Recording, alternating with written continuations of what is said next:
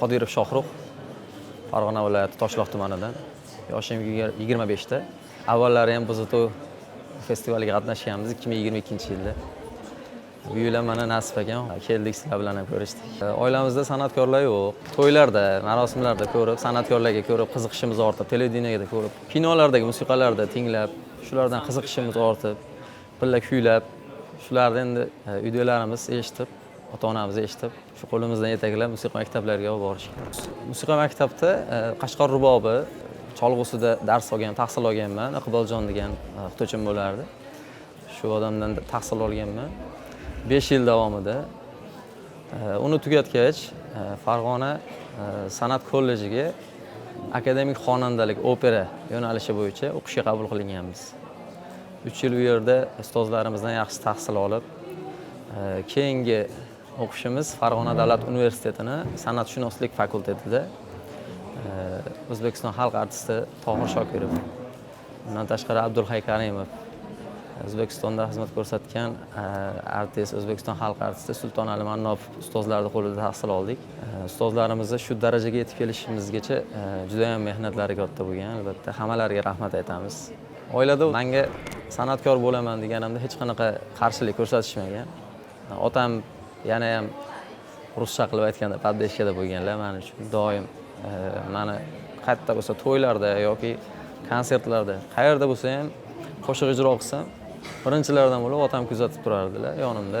Katta davralarga chiqqanim endi avvalo to'ylarda, qarindoshlarda to'yda, yaqin qarindoshlar to'yda 11 yosh, 10 yoshimdan qo'shiq ijro qilganman. Bundan tashqari o'zimizga yaqinroq bo'lgan san'atkorlar bilan shogird bo'lib yonida to'y xizmatlarida, el xizmatida shogird bo'lib yurganmiz. Men o'zim gitarada qo'shiq aytib turaman. Hozir rosa ommalashdi gitara chalish. Endi zamon talabi deyiladi.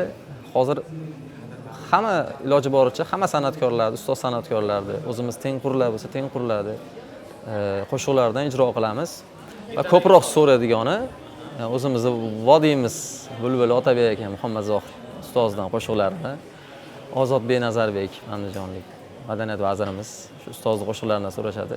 Imkon darajasida xato qilmasdan ijro qilishga harakat qilamiz. Men hozirgi kunda Farg'ona davlat universiteti tamomlab, Toshloq tumani 43-sonli umumta'lim maktabida musiqa sohasida ishlab kelmoqdaman. O'quvchilarga dars berib kelaman. Tanlovda shogirdlarimiz ham qatnashyapti. Endi qo'ldan kelgancha ustozlik o'zimiz ustozni bilmaymiz-ku, endi qo'limizdan kelgancha shogirdlarimizga o'rgatganmiz. Shu paytgacha tanlovlarimiz endi yosh xonanda degan kollej paytimizda bo'lardi. Respublika bosqichiga kelganmiz. Endi bunaqa konkurslarga qatnashganimda oilam, hammaning oilasi bitta men emas, hammaning oilasi baribir siz aytgandek qo'llab-quvvatlab turadi. Buning uchun ota-onamga rahmat aytaman.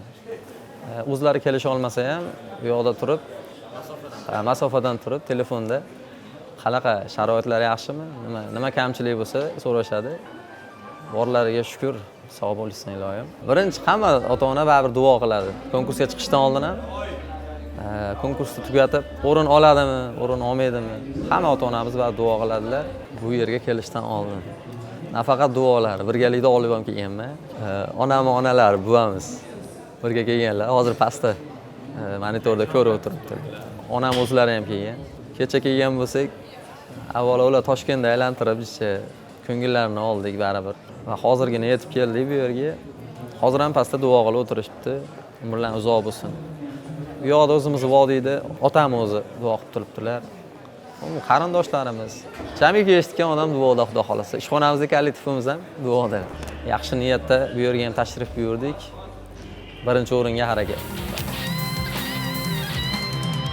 Eslab seni qiynalar qalbim meni o'ylab seni yuragimda qayg'u aytgin menga sevasanmi sen meni aytgin menga aytgin sevgilim aytgin menga aytgin sevgilim